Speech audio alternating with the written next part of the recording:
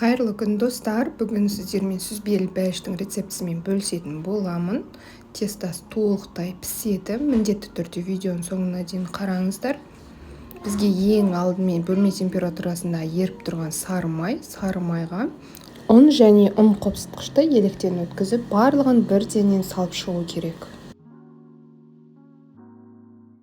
Енді қант ұнтағы, егерде қант ұнтағы болмайтын болса, қант сала беруге де болады. Осы үш ингредиент араласқанша жақсылап қолымызбен мыжитын боламыз.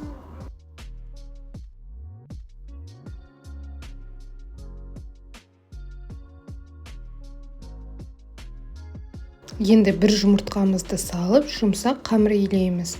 Барлығы толықтай жақсы бірігеді, қорықпаңыздар.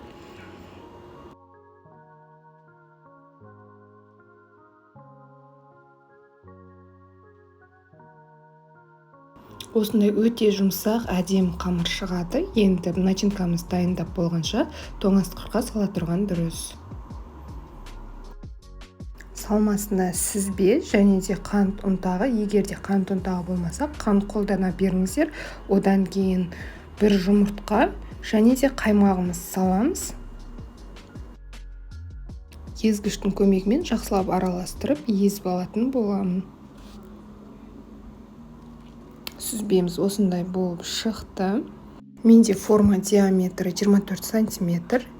Қолымызбен осылай жақсылап жайып аламыз. Шет-шетіне барлығына жетерліктей етіп, шет-шетінің және астыңғы бөлігінің қалыңдығын бірдей қыламыз. Сонда әдемі көрінеді кескен кезде де.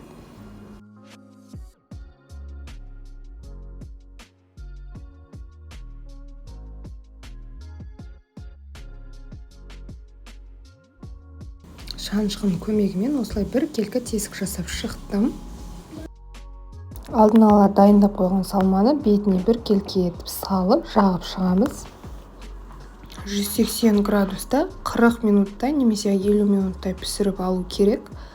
Әркімнің пешінің қызуына қарайсыздар.